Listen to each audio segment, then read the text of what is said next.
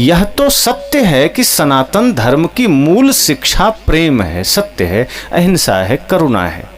अब जो लोग कबीर साहब की वाणी को पढ़े होंगे तो आप पाएंगे कि उनकी वाणियों में सत्य, अहिंसा, प्रेम, करुणा पर ही सबसे ज्यादा जोर है। वो प्रेम की बात करते हैं कि पोथी पढ़े पढ़े जगमुआ पंडित भया ना कोई, ढाई आखर प्रेम का पढ़े सो पंडित हो।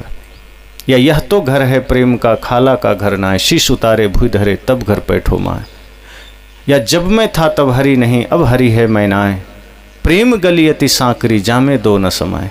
प्रेम पर उनके लंबे उपदेश आप देख सकते, और बड़ी गहराई से उन्होंने कहा है। सत्य पर सांच बराबर तप नहीं, झूठ बराबर पाप, दया पर जहां दया तहां धर्म है। एक एक वचन आप गहराई से पढ़ें तो भिन्नता कहां आती है। सत्य के विरोधी सदगुरु कबीर नहीं है, प्रेम के विरोधी सदगुरु कबीर नहीं है, करुणा के विरोधी नहीं है। तो समस्या कब आती है? जब भगवान के नाम पर, धर्म के नाम पर कोई अंधविश्वास पलने लगता है, इंसानियत के नाम पर कोई छुआछूत खड़ा हो जाता है, कोई जातिवाद, कोई संप्रदायवाद खड़ा हो जाता है, वहां सदगुरु कबीर कहते हैं मैं इसके साथ नहीं हूं।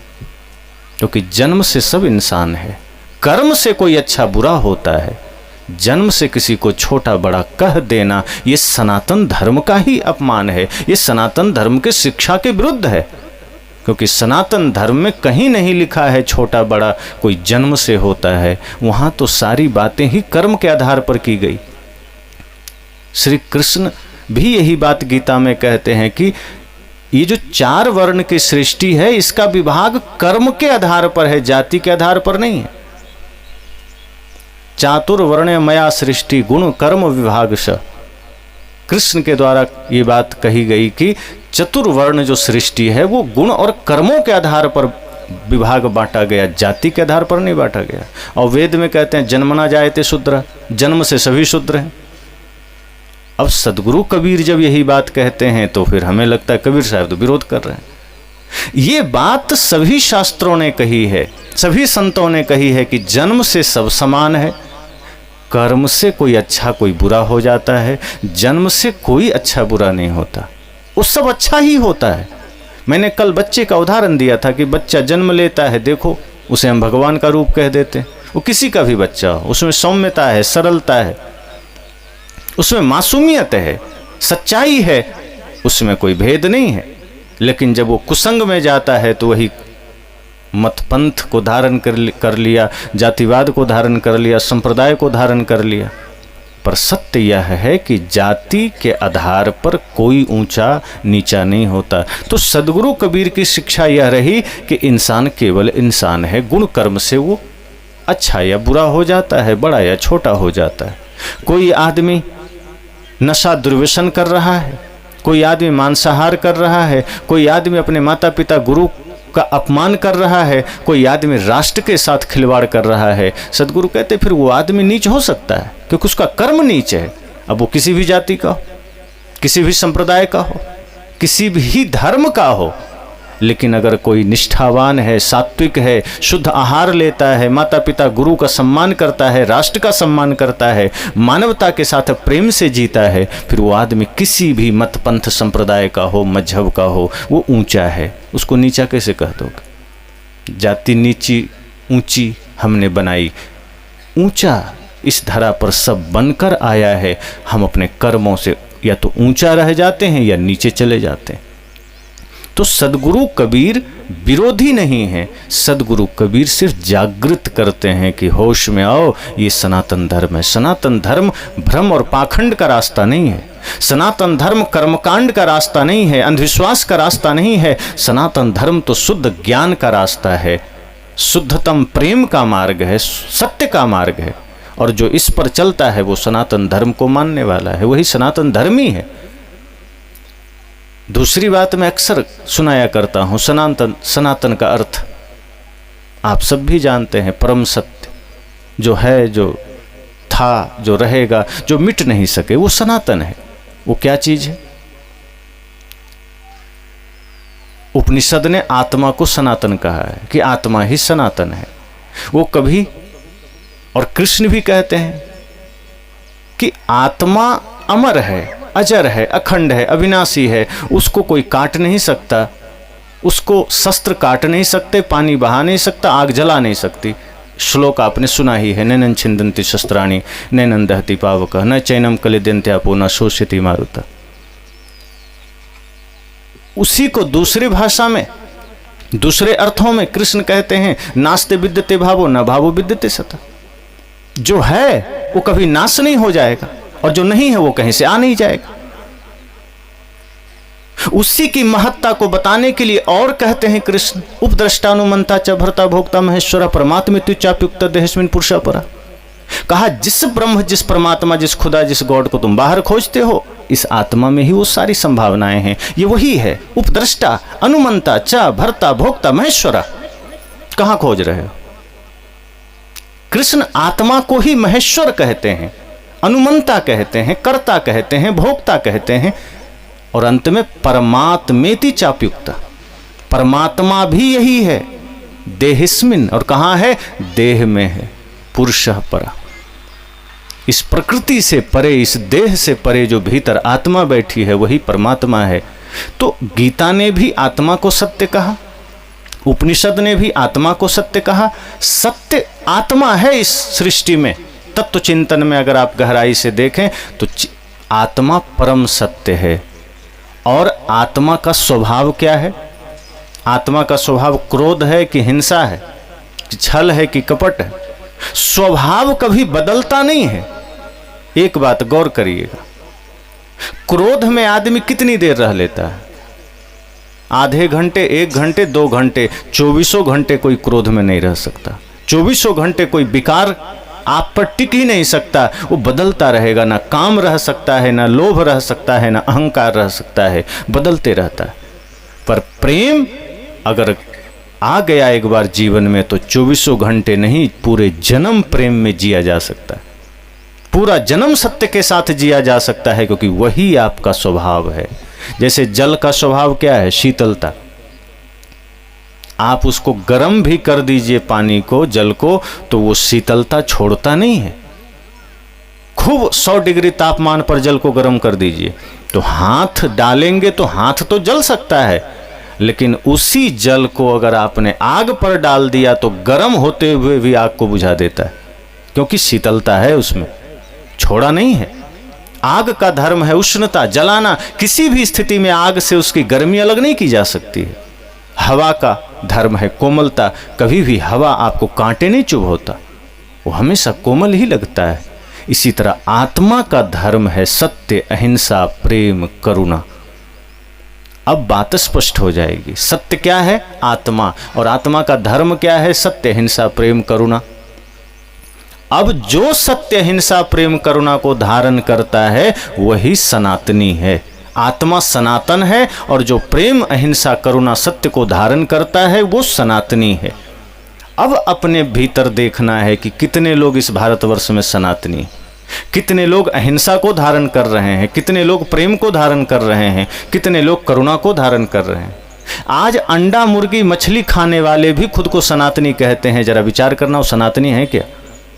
राक्षसी प्रवृत्ति धारण करने वाला सनातनी कब से हो गया? जो राम को अपना भगवान मानते हैं, मैं तो कभी कभी विचार करता हूं कि राम की इस धरती भारत में राम का अपमान के सिवा हमने किया क्या है? हमने राम के मंदिर तो बनाए हैं, राम को भगवान तो हमने माना है, लेकिन राम का आदर्श हमने अपने घर में आने नहीं दिया। गेट पर ही ताला लगा दिया कि नहीं राम जी, आपकी आवश्यकता घर में नहीं है, आप मंदिर में ही रहना, आप मस्जिद में ही रहना। अल्लाह के लिए खुद मुसलमानों ने कहा कि आपकी ज़रूरत हमारे घर में नहीं, आप मस्जिद में रहो। ईसा के लिए ईसाइयों ने कहा कि तुम क्रॉस पर ही लटके रहो, तुम्हारी ज़रूरत हमारे घरों में नहीं है। हमने राम कृष्ण के लिए कहा, हमने कबीर के लिए कहा, हमने बुद्ध के लिए कहा कि आप सब मंदिर और किताबों में अच्छे लगते हो, घर में मत आ जाना। और अगर राम घर में आ जाते तो आज भाइयों के बीच का बंटवारा ना होता। और आज भारत इस बात से वाकिफ है कि आज मुकदमे ज़्यादातर भाइयों के बंटवारे के होते हैं। आप कोर्ट चले जाएं, कचहरी चले जाएं, आपको ज़्यादातर लड़ाई झगड़े परिवार के बंटवारे के मिलेंगे, पड़ोसियों से ज़मीन के विवाद के मिलेंगे, उसी भारत भूमि में जहां हम राम की उपासना करते हैं। और हम कहते हैं हम तो राम के वंशज हैं, हम तो राम को मानने वाले, राम के भक्त हैं, गलती से भी बाहर मत कह देना, लोग कहेंगे कि राम के भक्त होकर जमीन बांट रहे हो। अगर आप किसी से अपना परिचय जोड़ो तो उनके आदर्श को पहले धारण कर लो। अगर आप कहते हो कि हम शिव के उपासक हैं, अगर आप कहते हो हम कृष्ण के उपासक हैं, तो सबसे पहले उनके ज्ञान को जीवन में उतार लेना, तब नाम जोड़ना। अब जैसे कोई व्यक्ति, उनके पिता बड़े आदर्शवान हैं, उनके पिता बड़े ही धर्मात्मा हैं, बड़े ज्ञानी हैं, बड़े ही सेवा करने वाले हैं, और उनका पुत्र कहीं शराब पीता पकड़ा जाए, और वो कहे कि मेरे पिता तो बड़े स्वाभिमानी हैं, बड़े धर्मात्मा है, तो लोग क्या कहेंगे कि बड़ा गड़बड़ आदमी है। तो तेरा पिता धर्मात्मा, तेरा पिता महात्मा, तेरा पिता सज्जन, और तू कैसे इतना शैतान हो गया? जरूर तुम्हारे पिता से कोई भूल हुई होगी। तो पिता का ही तो अपमान हमने कराया। इसलिए अच्छा हो कि वहां परिचय मत देना जब तक जीवन ठीक ना हो जाए। अगर जीवन में बुराइयां हैं तो राम से अपने को जोड़ने की जरूरत नहीं है, कृष्ण से अपने को जोड़ने की जरूरत नहीं, बुद्ध महावीर कबीर से खुद को जोड़ने की जरूरत नहीं है। जीवन बदल जाए तो जोड़ लेना, फिर खुद जुड़ जाएगा, जोड़ने की भी जरूरत नहीं है। अगर सदगुरु कबीर के बताए हुए मार्ग को हमने अनुसरण कर लिया तो बताने की जरूरत नहीं पड़ेगी कि हम कबीरपंथी हैं, क्योंकि कबीरपंथी का अर्थ ही होता है जो कबीर के बताए मार्ग पर चले, और इससे ज़्यादा कुछ नहीं। कबीरपंथी का मतलब ये नहीं टीका लगा लिया, सफ़ेद कपड़ा पहन लिया, माला पहन लिया, कबीरपंथी हो गए। तो बाहरी चिन्ह है, ये घंटियाँ, ये तिलक, ये माला, ये कपड़े, ये चिन्ह तय नहीं करते कि आप किस मार्ग के चलने वाले हैं। ये सिर्फ बाहरी चिन्ह हैं छोटे से, इससे तय नहीं होता कि आप क्या हैं। हमारे विचार कैसे हैं, हमारे आचरण कैसे हैं, हमारा जीने का ढंग कैसा है, ये पहचान बनती है। अगर हमारी दिनचर्या ठीक है तो ये पहचान है कि हम सनातनी हैं। अगर हमारा मन, हमारी बुद्धि ठीक है तो ये पहचान है कि हम सनातनी हैं। तो राम से परिचय जोड़ने से पहले ये देखिए कि हमारे जीवन में राम का आदर्श है या नहीं, कि अपने ही भाई से हमने जमीन बंटवारे को लेकर के मुकदमा कर रखा है। और कई लोग कहते हैं बड़ा प्रेम से हम भाइयों में बंटवारा हो गया। मुझे समझ नहीं आती कि बंटवारा भी कभी प्रेम से होता है क्या? कौन सा बंटवारा प्रेम से होता है भाई? घृणा पहले जन्म लेती है, नफरत पहले जन्म लेता है, स्वार्थ पहले जन्म लेता है, तब बंटवारा होता है। बंटवारा प्रेम से हो गया। कहते शर्म भी नहीं आती, हम कहते हैं नहीं हम लोग का बंटवारा तो बड़ा प्रेम से हो गया। इससे ज़्यादा मूढ़ बात और क्या होगी? बंटवारा कहीं प्रेम से होता है? राम की उपासना कर रहे हो, राम के मंदिर जा रहे हो, बंटवारा कर रहे हो। राम अपने भाई के लिए गद्दी छोड़ गए और हम कचड़ा छोड़ने को राजी नहीं, कि नहीं मेरे भाई को तो कचड़ा भी ना मिले तो अच्छा है, कुछ ना देने को राजी हम हैं। सदगुरु कहते हैं यहां से आप समझो, सनातन धर्म को अगर आप मानते हो, आप जानते हो, पहचानते हो, तो कम से कम इतना समझना कि सनातन धर्म शब्द नहीं है, सनातन धर्म बाहरी चिन्ह नहीं है, वो जीवन दर्शन है। और जिस दिन जीने की प्रक्रिया में परिवर्तन आएगा, जिस दिन जीवन जीने का ढंग बदलेगा, आपको कहने की आवश्यकता नहीं, आप सनातनी हो गए। और सनातनी पिता हैं तो पुत्र नहीं हो जाएगा। ये जातिगत व्यवस्था नहीं है कि पिता शर्मा जी हैं तो बेटा भी शर्मा जी हो जाएंगे, कि पिता वर्मा जी हैं तो बेटा वर्मा जी हो जाएंगे। तो बिल्कुल उल्टी बात हो गई। ये तो ऐसा ही हुआ कि पिता शिक्षक है तो बेटा शिक्षक हो गया। होगा क्या ऐसा? पिताजी सैनिक में है तो बेटा सैनिक हो गया, पिता डॉक्टर है तो बेटा डॉक्टर हो जाएगा। पिता ने जिन प्रक्रियाओं के साथ डॉक्टर के पद को पाया है, वो सारी प्रक्रिया बेटे को निभानी पड़ेगी, वो सारी मेहनत बेटे को करनी पड़ेगी, तब बेटा डॉक्टर बनेगा। इसी तरह अगर पिता सनातनी है तो बेटे को भी सनातनी होने के लिए सारे प्रमाण देने पड़ेंगे, सारी तपस्याएं करनी पड़ेगी, सारे सद्गुण धारण करने पड़ेंगे, तब हम सनातनी हो सकते हैं। ये जातिगत व्यवस्था नहीं है कि पिता शर्मा तो बेटा शर्मा हो गए, नहीं। यही चीज़ें सदगुरु कबीर को खटकती है। वे कहते हैं नहीं, थोड़ा उठो, जागो, होश में आओ। अगर सनातनी ही होना है तो सत्य को धारण कर लो, प्रेम को धारण कर लो, करुणा को धारण कर लो। ये परिवार में जो तुमने खंड खंड विभाग बांट दिए हैं, भाई भाई में जमीन बांट कर बैठे हो, कमरे बांट लिए, कपड़े बांट लिए, धन बांट लिए, जरा इससे ठीक करके एक हो जाओ। सनातन तुम्हें एक करने की शिक्षा देता है। सनातन धर्म का मतलब ही है वसुधैव कुटुंबकम। यही तो ज्ञान है सनातन धर्म का। सर्वे भवन्तु सुखिनः, यही तो ज्ञान है सनातन धर्म का। और हम कहते नहीं सर्वे भवन्तु सुखिनः नहीं, ये तो शब्दों में है, बस मैं ही सुखी हो जाऊं, मैं ही धनी हो जाऊं, मैं ही समृद्ध हो जाऊं, बाकी हमारा भाई तो दरिद्र रहे तो ठीक। हम तो गुरु के पास भी जाते हैं, भगवान के पास भी जाते हैं, तो ज़्यादातर यही प्रार्थना करते हैं, प्रभु मेरी झोली भर देना, पड़ोसी का तो है वो भी खाली कर देना। अपने लिए हम मांगते हैं, दूसरों के लिए नहीं मांगते। सनातन धर्म कहता है नहीं, अपने लिए कुछ मत मांगना। मांगना है तो संसार के लिए मांगना, समस्त सृष्टि के लिए मांगना। अगर कुछ पाना है तो अपने लिए मत मांगना, और अपने लिए मांगना है तो सिर्फ गुरु की भक्ति मांगना, कि मैं गुरु के बताए मार्ग पर ठीक से चल सकूं, मैं गुरु के बताए हुए मार्ग का अनुसरण कर सकूं। इतना मांग लेना गुरु से। अपने लिए धन संपदा वैभव मत मांग लेना। तो सदगुरु कहते हैं सनातनी होना है तो कुछ उसके नियम हैं, कुछ सूत्र हैं जिसको हमें जीवन में उतारना पड़ेगा। कि सबसे पहली बात तो मनसा वाचा कर्मणा निर्मल हो जाएगी। अगर आप निर्मल होते हैं तो आप सनातनी हो जाएंगे, कुछ करना नहीं पड़ेगा। कई लोग कहते हैं कि आज सनातन धर्म को दूसरे संप्रदाय के लोग डुबा रहे हैं। सनातन धर्म कोई वस्तु है जिसको पकड़ के कोई पानी में डुबा सकता है? सनातन धर्म हमारे जीवन की स्थिति है, अवस्था है। वो हमारे कर्मों पर निर्भर करता है कि सनातन धर्म रहेगा या डूबेगा। सनातन धर्म कोई वस्तु होती तो बात समझ में आती कि चलो किसी ने ज़बरदस्ती पकड़ के पानी में डाल दिया या कहीं फेंक दिया। सनातन धर्म अवस्था है हमारे जीवन की, और वो हम डुबा रहे हैं। अगर हम जीवन में प्रेम का त्याग किए हैं तो उसमें दूसरे का क्या रोल है? अगर हमने सत्य का त्याग किया है तो डुबाया तो हमने है। सनातन डूबने का मतलब है जीवन से प्रेम का चला जाना। सनातन धर्म के डूबने का अर्थ है जीवन से ईमानदारी का चला जाना।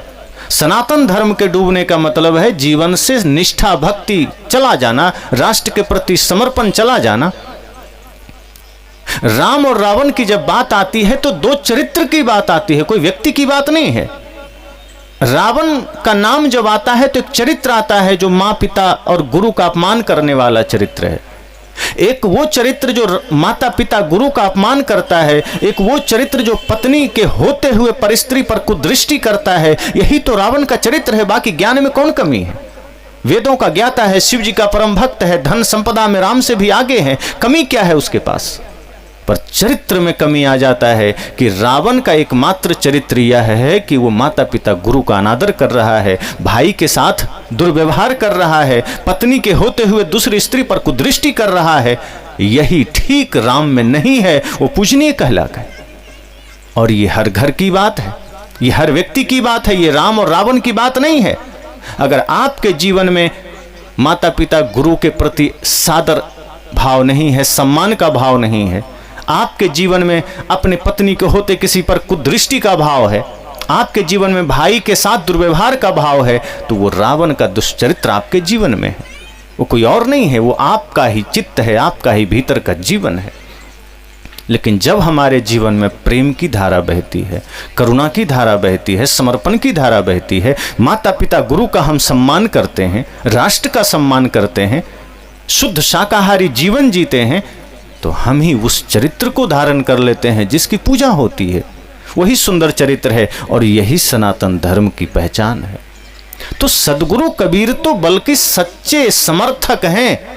वो तो सच्चे अर्थों में हमें और ज़्यादा निर्विकार बनाना चाहते हो, भिखारी थोड़े बनाना चाहते। उन्होंने तो कभी नहीं कहा कि नहीं तू सत्य को छोड़ दे, कभी नहीं कहा कि धर्म को छोड़ दो, मानवता को छोड़ दो, इंसानियत को छोड़ दो। उन्होंने सिर्फ इतना कहा कि धर्म के नाम पर होने वाली हिंसा का त्याग कर दो।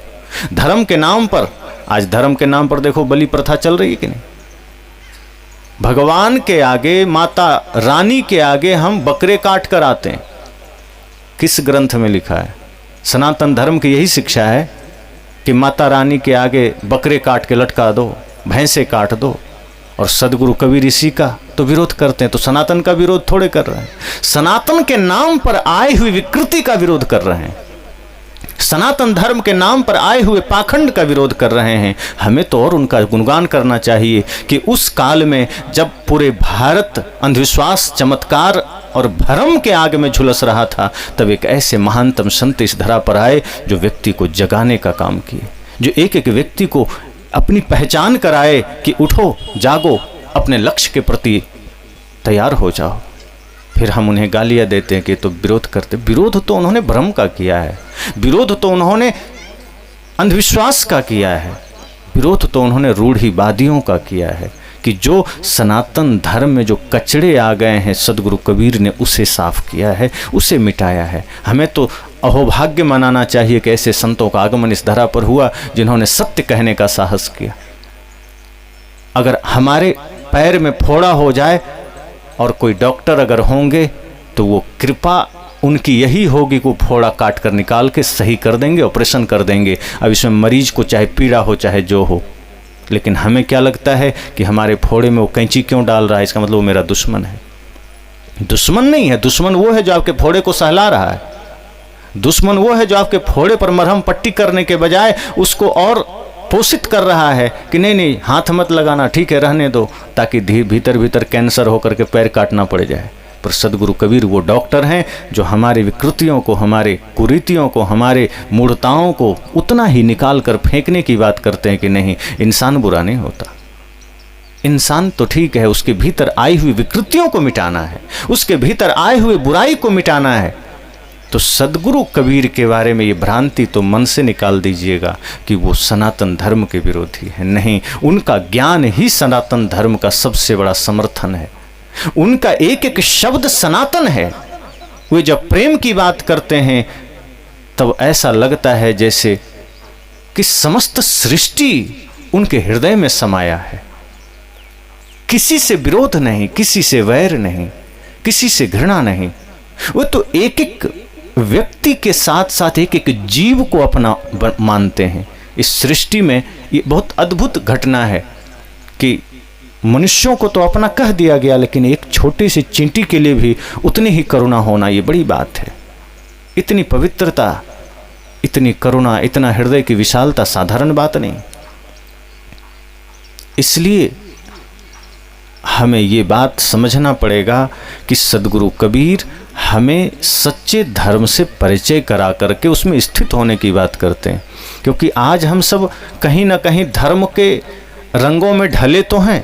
आज हर घर परिवार में किसी न किसी रूप में लोग धार्मिक बने हुए हैं, पर सदगुरु कबीर की शिक्षा है कि बाहर से धार्मिक मत बनो, भीतर से बनो। ये बाहर की धार्मिकता तुम्हारे विवादों को खत्म नहीं कर पाएगी। ये बाहर से बना हुआ धर्म तुम्हें परिवार में शांति लाने में सहयोग नहीं कर पाएगा। क्योंकि बाहर से धार्मिक होना बड़ा सरल होता है, बड़ा साधारण होता है, कुछ नहीं करना पड़ता। तिलक लगा लो या फिर माला डाल लो, रुद्राक्ष डाल लो, बड़ा सरल लगता है। पर भीतर से धार्मिक होना बड़ी तपस्या की बात है, बड़ी कठिन बात है। इसमें मन को बदलना पड़ता है, विचार को बदलना पड़ता है, और यहीं हम चूक जाते हैं कि नहीं नहीं इतना कठिन कौन करेगा। इसलिए गुरु से आदमी भागता है। जिंदा गुरु से आदमी भागता क्यों है? क्योंकि वहां तपस्या है, वहां खुद को बदलने की बात है। इसलिए आदमी गुरु के बजाय मंदिर का मार्ग चुनता है, क्योंकि वहां खुद को बदलने की बात नहीं है। क्योंकि मंदिर में कोई भगवान कहेंगे तो है नहीं कि तू शराब पी कर आया निकल बाहर, कौन कहेंगे? कोई आदमी हिंसा करके मंदिर चला जाए, कौन भगवान कहेंगे हिंसा करके आया बाहर निकल। गुरु के पास पहले जाओ तो जीवन हिंसा मुक्त होगा, नशा मुक्त होगा, दुर्व्यसन मुक्त होगा। लेकिन हमें ये भारी लगता है, क्योंकि गुरु के पास जाएंगे तो गुरु हमें बदलेंगे, गुरु के पास जाएंगे तो गुरु हमें ठोकेंगे, हमारा सुधार करेंगे, और यही हमें स्वीकार नहीं है, क्योंकि हम खुद को बदलना नहीं चाहते। और ज़्यादा हुआ अगर गुरु ने हमें बदलने की चेष्टा की, हमें निखारने की चेष्टा की, तो हम ऐसे लोग हैं कि हम गुरु को ही बदल देते हैं कि आप जाइए। फिर हम तो ऐसे जगह जाएंगे जहां हमें बदलना ना पड़े, जहां हमें सुधार ना करना पड़े। हम भगवान ही बदल लेते, हम गुरु ही बदल लेते। अब हनुमान जी की पूजा करते हैं, मैं तो कहता हूँ हनुमान जी बहुत ऊंचे पुरुष हैं, उनकी ही शिक्षा को धारण कर लो, आप सनातनी हो जाएंगे। हनुमान जी के एक एक कर्म को देखिए, कितनी निर्मलता है, कितनी विनम्रता है, अतुलित बल है, भक्ति की पराकाष्ठा पर है, सेवा उतनी ही बड़ी है, और अहंकार शून्य है, कुछ नहीं। आज आदमी एक छोटा सा भी काम कर दे तो पहले देखता है कोई देखा कि नहीं मुझे, और थोड़ा सीना चौड़ा हो जाता है कि मैंने कुछ किया। हनुमान जी सारा काम कर देते हैं, और विनम्रता उस लेवल की है कि कोई कहता है आपने किया, नहीं नहीं मैंने कुछ नहीं किया, सब प्रभु राम की इच्छा से हुआ। कितनी बड़ी बात है। सीखिए, अगर हनुमान जी को आप मानते हैं उनसे ये तो सीखिए। बाल ब्रह्मचारी हैं, वैष्णव हैं, ज्ञानी हैं, भक्त हैं, और मैं नहीं मानता कि भारतवर्ष में हनुमान जी को मानने वाले 50% भी शुद्ध शाकाहारी होंगे, नहीं होंगे। अब सोचिए जरा कि क्या ये हमारा समर्पण है हनुमान जी के लिए? हनुमान जी को मानना मतलब क्या? कभी सोचा? आप हनुमान जी को मानो, बहुत सौभाग्य की बात है कि आप उनको मान रहे हैं, पर मानने का मतलब क्या है? मानने का मतलब होता है कि जो उन्होंने जीवन हमें जी कर दिखाया है वो हमारा जीवन बने। जिस तपस्या के बाद हनुमान जी पूज्य हो गए, जिन सेवा और भक्ति की साधना करके उन्होंने इतना बड़ा नाम अपना बनाया, इतनी बड़ी प्रसिद्धि उनकी हुई, हम वो उनके नाम जप के नहीं पा सकते। अगर नाम जप के पाया जाता तो हनुमान जी सिर्फ राम जी का नाम जपते चुपचाप बैठे रहते, लेकिन आप उनके पूरे जीवन को देखिए, उनके इतना व्यस्त तो किन्हीं का जीवन नहीं रहा। कभी यहाँ कभी वहाँ, एक एक कर्म उन्होंने करके दिखाया है कि नाम जपिए लेकिन कर्म से भागिए मत। नाम जो भी गुरु दे दें जपो, लेकिन अगर कर्म से भाग गए तो कहीं के नहीं रहोगे और कुछ नहीं बन पाओगे। ऐसे ही निष्क्रिय जीवन होगा, निकम्मा जीवन होगा, कुछ पा नहीं पाओगे। तो जिस सत्य को, जिस अवस्था को हनुमान जी ने तपस्या से पाया है, हम उन्हें सोचते हैं अंडा खाते हुए, मुर्गी खाते हुए, मछली खाते हुए सिर्फ हनुमान हनुमान करके पालेंगे। तो ये नादानी नहीं तो क्या है? और ये बात अगर सदगुरु कबीर कहते हैं तो विरोधी नहीं है, आपका हितैषी है। अगर आपके जीवन में, हमारे जीवन में कोई दोष है और कोई संत, कोई सदगुरु उस दोष को लिखाते हैं, उसको मिटाने की बात करते हैं, तो वो तो परम हितैषी हैं, जो हमारे प्रति उनके हृदय में करुणा है कि वो हमें निर्मुक्त देखना चाहते, निर्दुष्ट देखना चाहते हैं। पर हम अगर कोई नींद से जगाए तो हम उसे ही दुश्मन समझ लेते हैं, और ये सबके साथ हुआ। आदमी सो रहा हो और कोई जगा दे तो लगता है इससे बड़ा दुश्मन हमारा कोई नहीं। सोए हुए को जगाना बहुत कठिन काम होता है, और हमारा समाज सोया है अंधविश्वास में, चमत्कार में। हमें लगता है कि हम राम जी की सिर्फ पूजा करके राम को पालेंगे। बिल्कुल बेकार की बात है। राम जी को होने में कितना मेहनत लगा है। 14 वर्ष वन में क्या क्या नहीं सहना पड़ा, और वन में जाने से पहले जो उनका जीवन रहा है वो भी देख लो। उन्हें भी एक एक संघर्षों से गुजरना पड़ा है, एक एक तपस्याओं से गुजरना पड़ा है। साधारण नहीं है राम भी हो जाना। और जब कुछ भूल हुई उसको लेकर आज भी वो भी उलाहना सहते हैं, नहीं है फिर भी उनको सुनना पड़ता होगा। लेकिन राम होना सरल नहीं है। भले ही हम कुछ कह लें, पर जिस तरह की उनके जीवन की यात्रा रही है वो ऐसे नहीं है साधारण।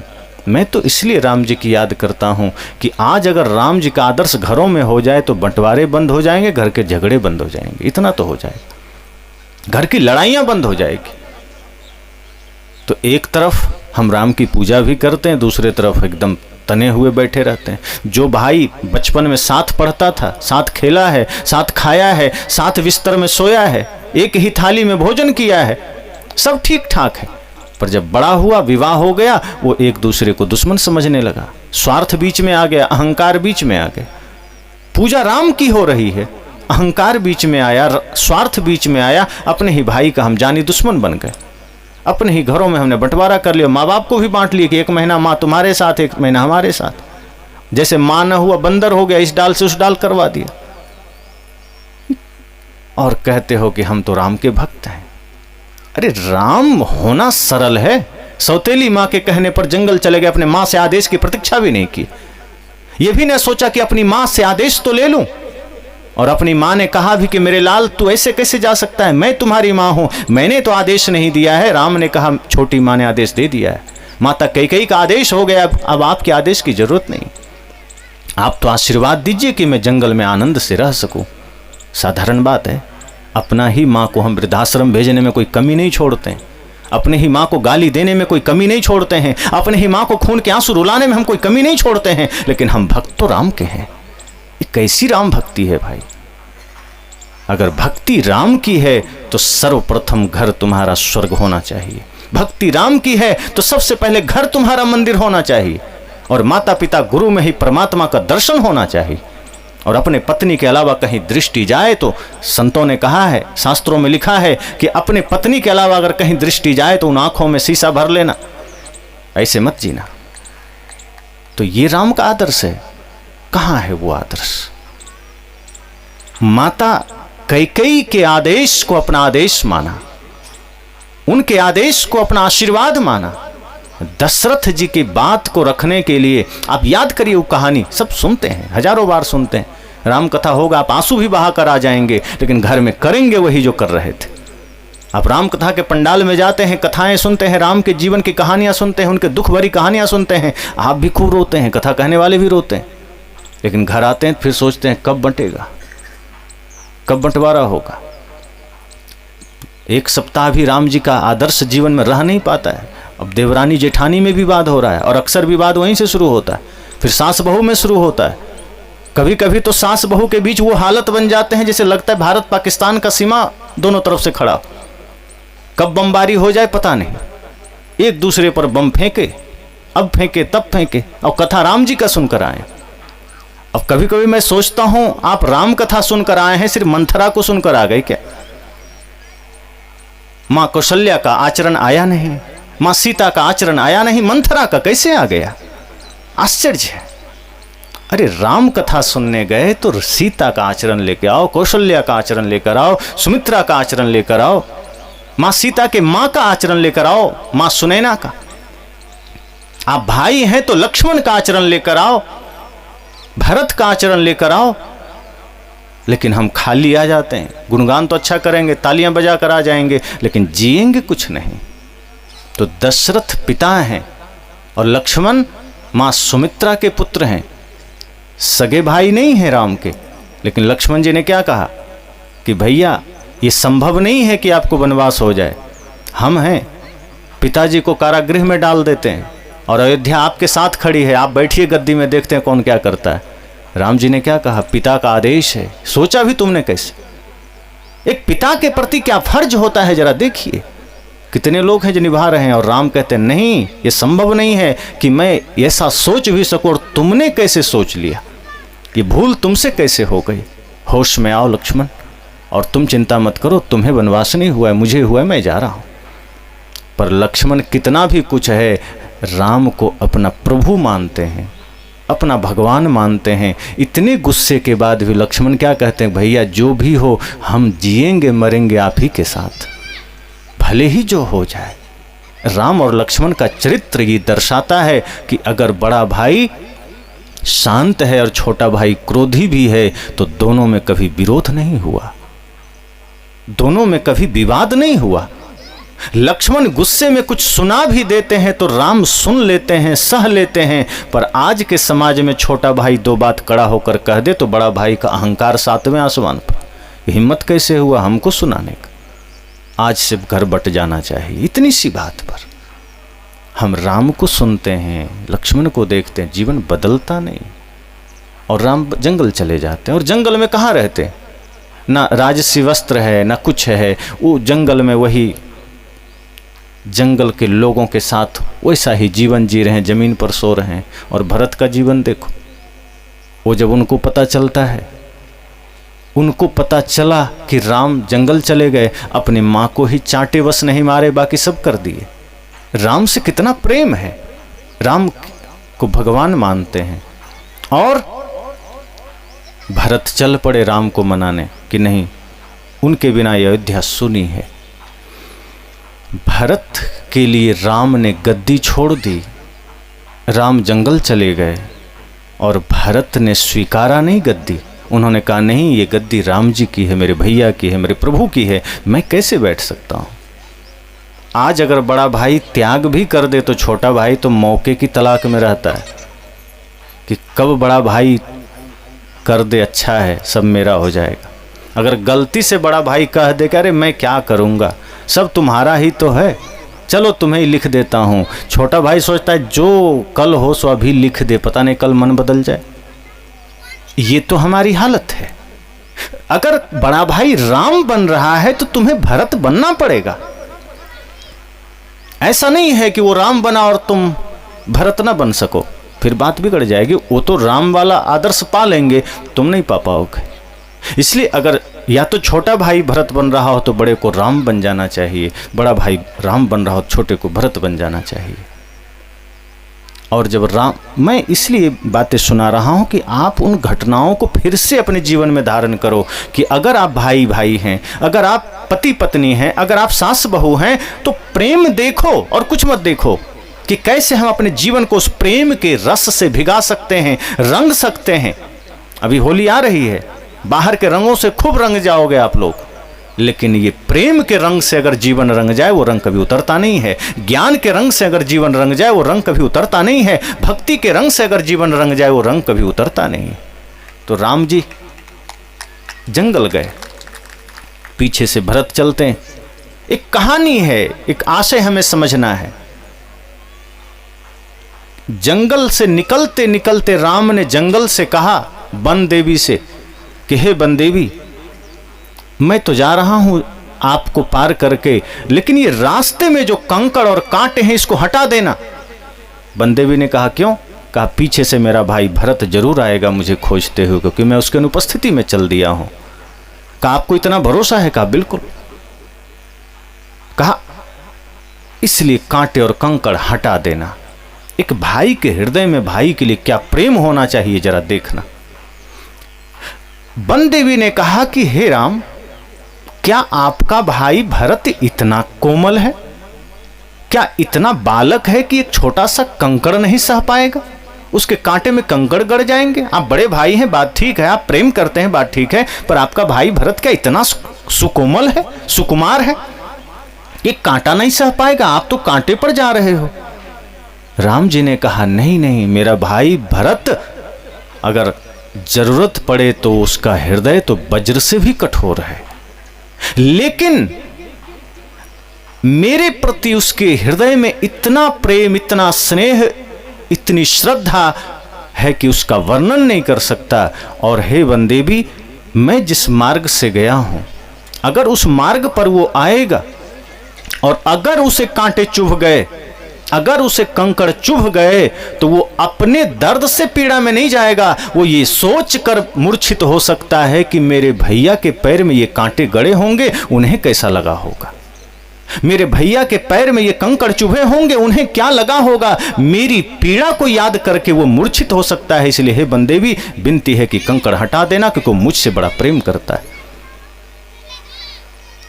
अगर आप भाई हैं तो इस घटना को याद करिए, सुनने से कुछ नहीं होगा, इस घटना को जीवन में उतारिए कि एक भाई के प्रति क्या प्रेम होना चाहिए।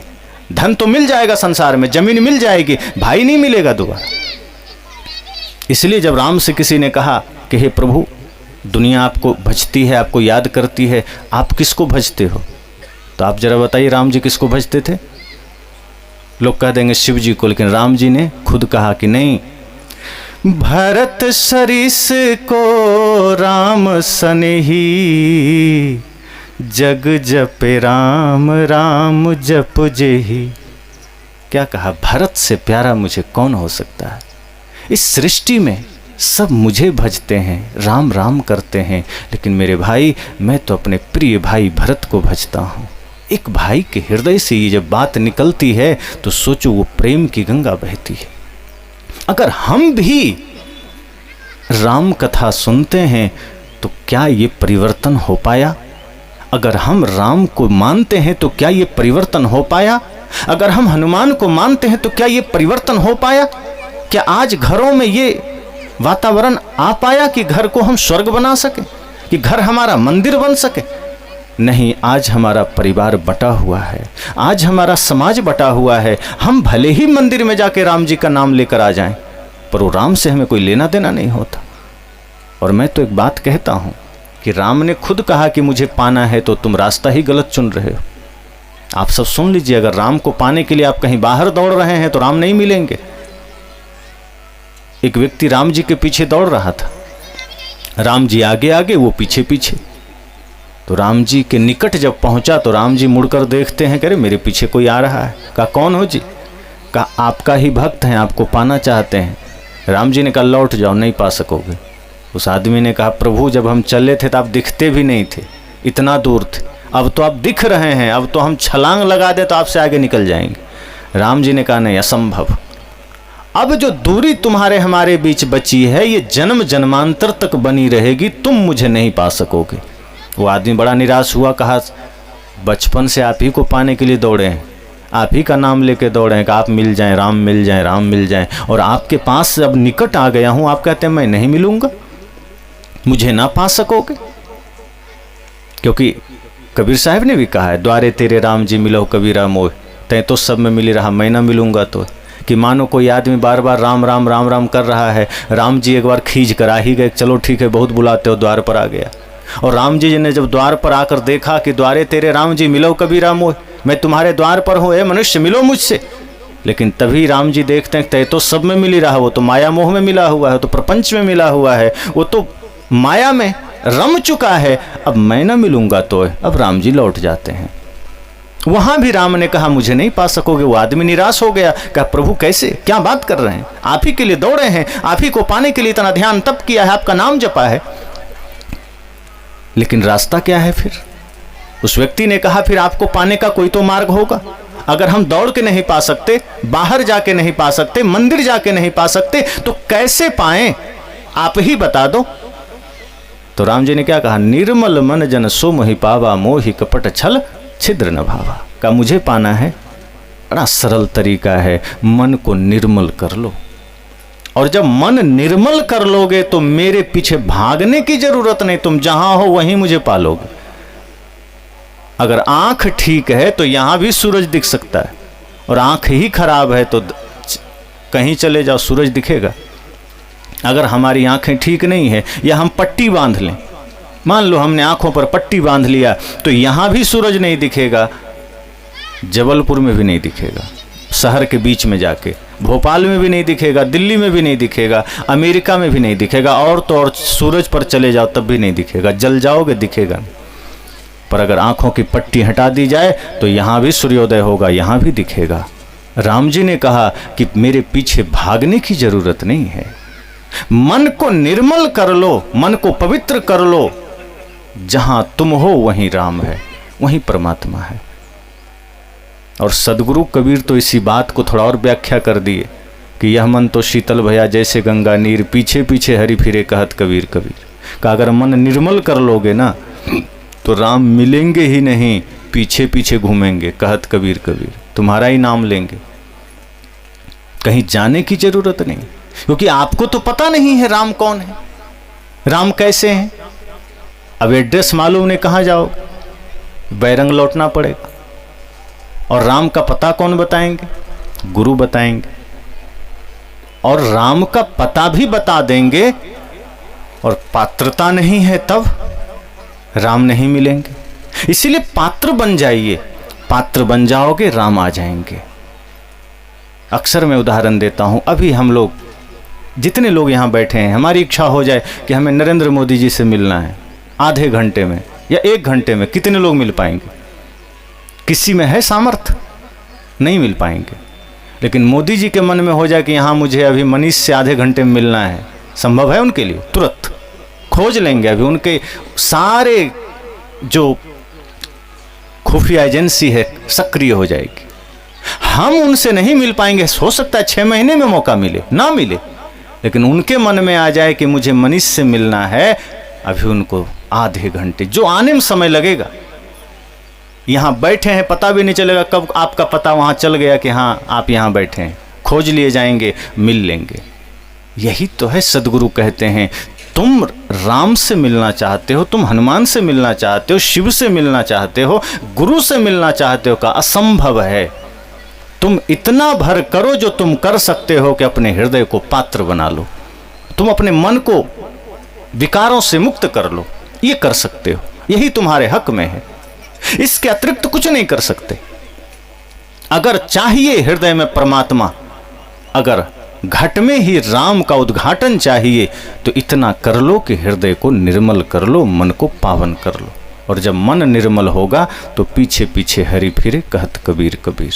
फिर हरि पीछे आएंगे, आपके ही पास आएंगे, फिर आप जहां हो वहीं आ जाएंगे, फिर आपको सब में दिखेंगे, फिर आप जहां देखोगे वहीं दिखेंगे। अभी तो सब जगह दिखते नहीं, भाई में दुश्मन नजर आता है, पत्नी में भी वही बात, पड़ोसी में भी दुश्मन, जहां देखो वहीं कचरा नजर आता है। अपनी तरफ देखते हो तो मैं ठीक हूं, बाकी सब कचरा है। ये दृष्टि हमारी है और हम सोचते हैं राम जी की भक्ति मिल जाए, कृष्ण जी की मिल जाए। नहीं, सदगुरु कबीर कहते हैं राम को पाने का रास्ता, कृष्ण को पाने का रास्ता सिर्फ यह है कि आप अपने जीवन में सारे विकारों का त्याग कर दो, मन को पावन कर लो, अपने शरीर को ही मंदिर बना लो। फिर आप देखो जो जो चाहते हो वो आपको यहीं मिल जाएगा, कहीं जाने की जरूरत नहीं। तो राम की भी शिक्षा वही है, हनुमान जी की भी शिक्षा वही है कि हनुमान जी तो कहते हैं कि मुझे तुम याद ही तब करते हो जब तुम्हें जरूरत पड़ती। बाकी समय हनुमान जी को याद कौन करता है?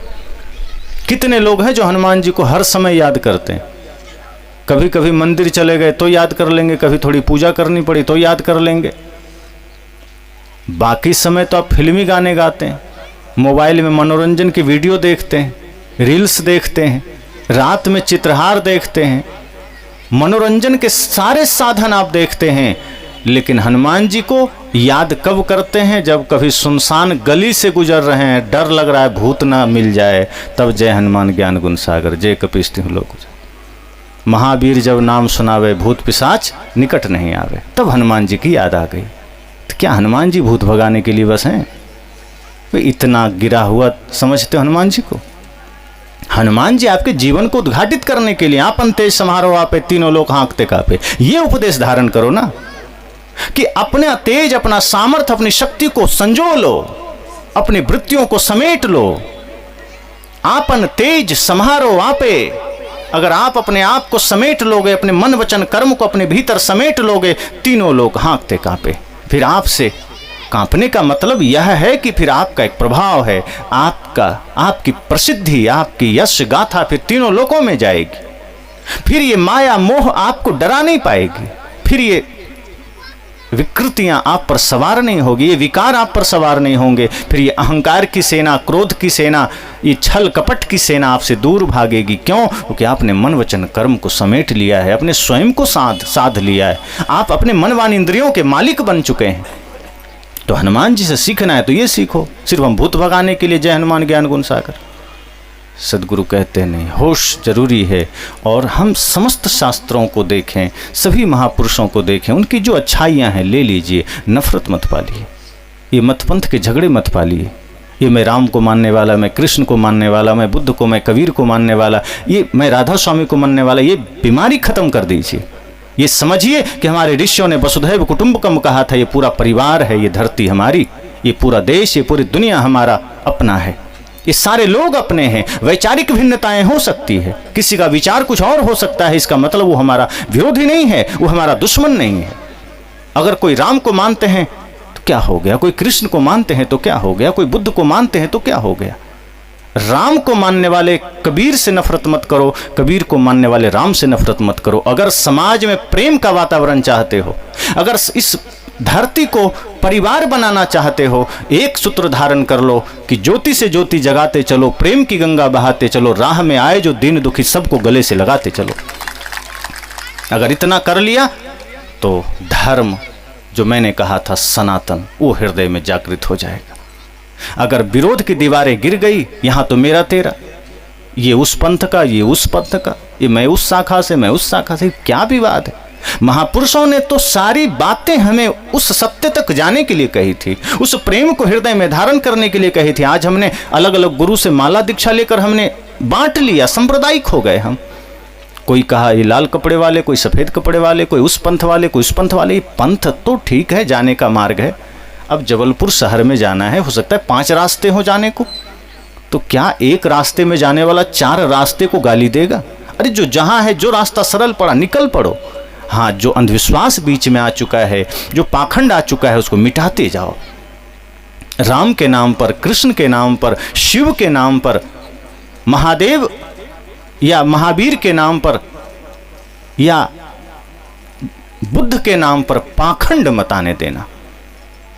देवी दुर्गा के नाम पर बलि मत होने देना। बलि अपने अहंकार की देना, अपनी बुराइयों की देना, किसी जीव की मत दे देना। अपने सुख, अपनी समृद्धि के खातिर किसी जीव का घर मत उजाड़ देना। ये शिक्षा है। दूसरे को प्रेम बांटिए। प्रेम बांटोगे हृदय में प्रेम जगेगा। प्रेम बांटोगे खुद को प्रेम मिलेगा। जो देंगे वो मिलेगा। संसार तो प्रतिध्वनि है। आप यहाँ जो बोलो वही सुनाई पड़ता है। खेत में जो डालो वही हमें काटने को मिलता है।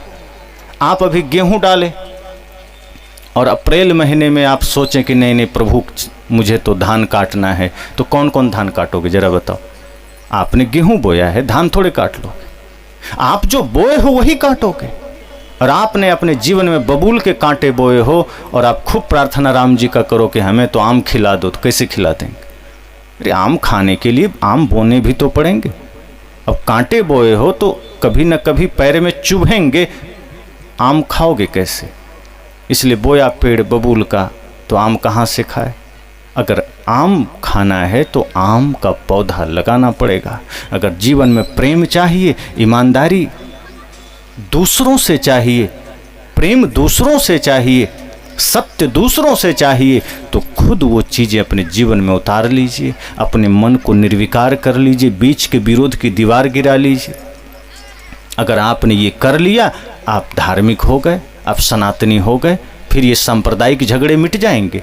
फिर ये गुरु की बात जो आती है कि वो मैं तो उस गुरु को मानने वाला, मैं उस गुरु को मानने वाला। किसी गुरु को मानिए। गुरु तो अंधकार से प्रकाश में ले जाने वाले होते हैं, वो हमें बांटने वाले नहीं होते। जो गुरु बांटने की शिक्षा दे, पहली बात तो गुरु ही नहीं होते।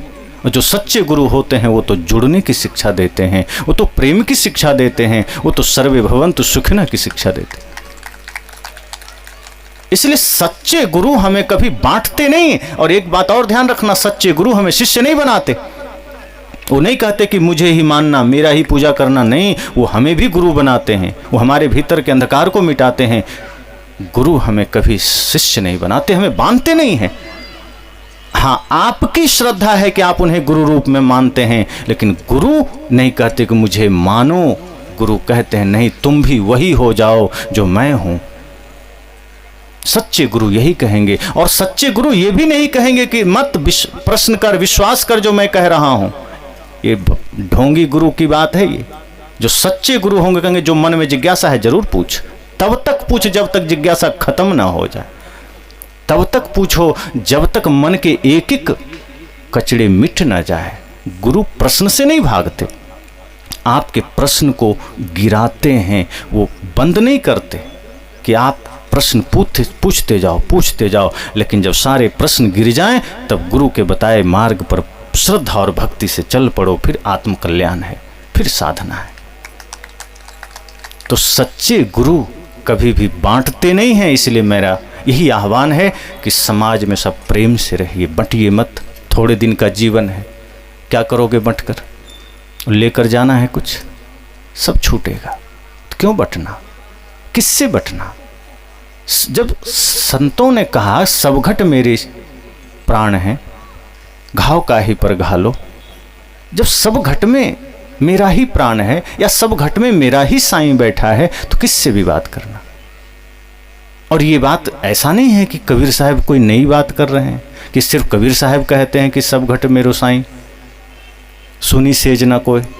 यही बात कृष्ण कहते हैं, यही बात उपनिषद कहते हैं, यही बात रामायण कहती है।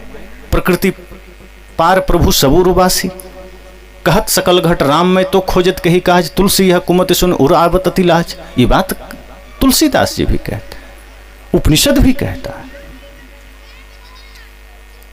जब किसी ने कहा कि ब्रह्म कौन है, कहाँ है, तो उपनिषद के ऋषियों ने कहा भीतर है। क्या कैसे देखें? क्या आंख से देख सकते हैं ब्रह्म को?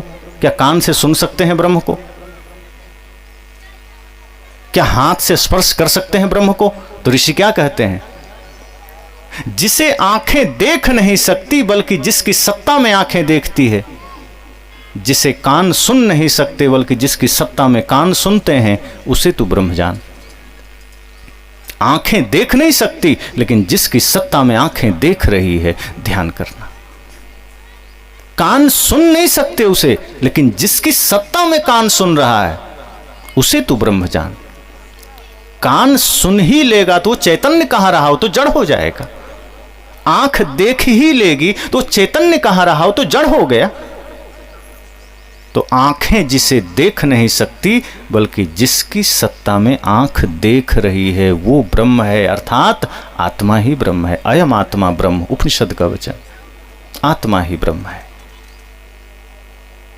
यही मूल शिक्षा है सभी शास्त्रों का, सभी पंथ का। और धर्म एक है, सत्य। उसी को हम 4-5 शब्दों में कह सकते हैं, प्रेम, अहिंसा, करुणा। एक भी शब्द इसमें से आ जाए, समझो सब उसी में है। अहिंसा आ जाए तो सत्य भी उसी में है, करुणा भी उसी में है, प्रेम भी उसी में है, क्योंकि यही धर्म है। ये हिंदू, मुस्लिम, सिख, ईसाई, जैन, बौद्ध, ये संप्रदाय हैं, ये मत हैं, मजहब हैं। धर्म सत्य है, धर्म अहिंसा है, धर्म प्रेम है। इसीलिए सनातन को सिर्फ धर्म कहा गया, क्योंकि सनातन का अर्थ परम सत्य होता है। इसीलिए उसे धर्म कहा गया, बाकी कोई धर्म नहीं कहा गया। तो जो प्रेम की परिभाषा है, जो सत्य की परिभाषा है, जो अहिंसा की परिभाषा है, वही सनातन की परिभाषा है। इसीलिए वो सेम है। और जो सत्य को धारण किया वही सनातनी है। तो बटने की बात नहीं है। घृणा मन में हो, निकाल देना। प्रेम चाहिए। प्रेम आपको विराट बनाता है, सत्य आपको विराट बनाता है। घृणा आपको क्षुद्र बना देती है, नफरत आपको क्षुद्र बना देती है। इसीलिए मैंने कहा कि यह सत्संग आपके जीवन के सारे विरोधों को मिटा सके, आपके परिवार को प्रेम के सूत्र में बांध सके, आपके घर को ही मंदिर बना सके। क्योंकि मैंने पहले ही कहा था, सदगुरु कबीर मंदिर के विरोधी नहीं है, लेकिन जब कोई आदमी मंदिर जाकर के वहाँ पूजा करता है और घर में आकर के आतंक मचाता है, तब विरोध करते हैं। वे कहते हैं घर को मंदिर बना लो, बाहर मंदिर जाने की क्या जरूरत है। जिस घर में माता पिता बसते हैं, समझो जगत पिता बसते हैं। जिस घर में माँ है, समझो जगत जननी है। तो उससे बड़ा मंदिर और क्या होगा। जिसका घर मंदिर हो जाए, उसका तो पग पग मंदिर है। और सदगुरु तो कहते हैं ये पूरी भूमि ही मंदिर है, कहाँ अलग जाओगे। अगर सिर्फ एक कोने में तुम मंदिर मान रहे हो, उसका मतलब बाहर कहीं मंदिर नहीं है। और जहाँ मंदिर नहीं है मतलब वहाँ अपवित्रता है। जहाँ मंदिर नहीं है मतलब वहाँ अशुद्धता है, वहाँ हिंसा है, वहाँ चोरी है, वहाँ छल है, वहाँ कपट है। और सदगुरु कहते हैं पूरी धरती को मंदिर मान लो तो सब जगह पवित्रता हो जाएगी, सब जगह शुद्धता हो जाएगी। तो सदगुरु कबीर मंदिर से भी मुक्त नहीं करते। और एक बात और, सदगुरु कबीर आपको व्रत से भी मुक्त नहीं करते। मंदिर से मुक्त इसलिए नहीं करते कि वो आपको छोटे मंदिर छुड़ाकर विराट मंदिर से जोड़ते हैं कि आपका घर, आपका धरती मंदिर बन जाए। और व्रत कि ये जो दिन में आप थोड़ी देर भूखे रह लेते हो और सोचते हो हमने व्रत कर लिया, साहब कहते हैं ठीक है, स्वास्थ्य की दृष्टि से एक दिन भूखे रह लो, ये साधारण व्रत है। उपवास ये साधारण है, लेकिन असली उपवास है आत्मा के निकट हो जाना। उपवास अपने आप के निकट हो जाना, ये असली व्रत है। अपने आप में लौट आना, ये असली व्रत है। और इसको थोड़ी व्याख्या कर दूं तो सत्य को धारण कर लेना, प्रेम को धारण कर लेना, यही व्रत है। सत्य से बड़ा कोई व्रत नहीं।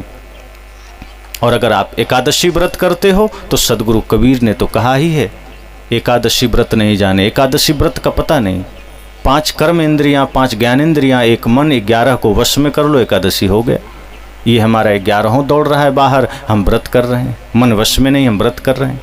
सदगुरु कहते हैं सत्य, हिंसा, प्रेम, करुणा को धारण करो, मन को वश में कर लो, यही व्रत है। घर को मंदिर बना लो, यही मंदिर है। और अपने एक एक कृत्य को पूजा बना लो। आज आदमी हिंसा कब करता है, आदमी चोरी कब करता है? जब मंदिर बाहर बना लिया, वहाँ गया, पुजारी बन गया, बाहर जाके चोरी कराया। अगर वो अपने कर्म को ही पूजा बना लेगा तो क्या पूजा के भाव से चोरी किया जा सकेगा? पूजा के भाव से हिंसा किया जा सकेगा? जिसका मन निर्मल हो जाएगा और जो अपने कर्म को पूजा बना लेगा, वो किसी को गाली नहीं दे सकता है, वो किसी को मार नहीं सकता है, वो कोई गलत काम कर नहीं सकता है, गलत खा नहीं सकता है।